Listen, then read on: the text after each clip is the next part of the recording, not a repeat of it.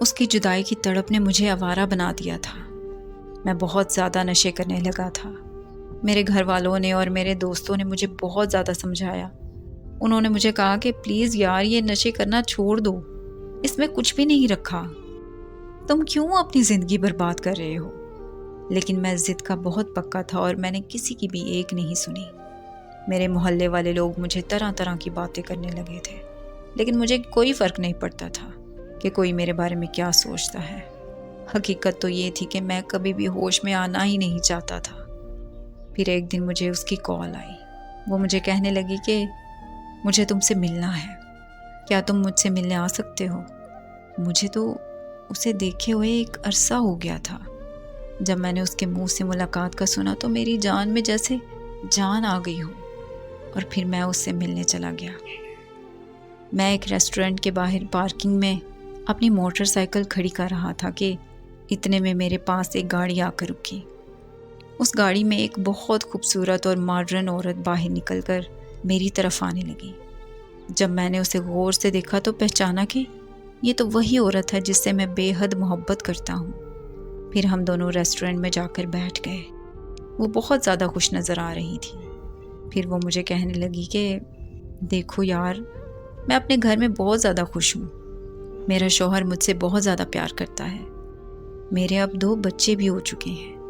ہمارا ملنا قسمت میں نہیں لکھا تھا۔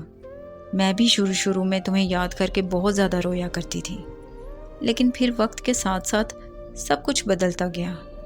مجھے دنیا داری کی سمجھ آنے لگی، اور دیکھو اب تو تم مجھے یاد بھی نہیں آتے۔ میں قسم کھا کر کہتی ہوں کہ اب میں تم سے پیار نہیں کرتی۔ میں اپنے شوہر سے اور اپنے بچوں سے بہت زیادہ پیار کرتی ہوں، لیکن جب میں تمہارے بارے میں سنتی ہوں تو مجھے بہت زیادہ دکھ ہوتا ہے کہ تم میرے پیچھے اپنی زندگی خراب کر رہے ہو، اس عورت کے پیچھے اپنی زندگی خراب کر رہے ہو جو تمہاری کبھی بھی نہیں ہو سکتی۔ میں اب تمہاری منت کرتی ہوں کہ پلیز اب مجھے بھول جاؤ اور یہ مجنوں بن کر رہنا چھوڑ دو۔ کوئی اچھی سی لڑکی دیکھ کر شادی کر لو، تم دیکھنا ایک دن سب کچھ ٹھیک ہو جائے گا۔ میں تمہارے لیے بہت زیادہ دعا کروں گی۔ اور پھر کہنے لگی کہ اچھا اب میں چلتی ہوں، مجھے اپنے شوہر کو آفس سے لینا ہے۔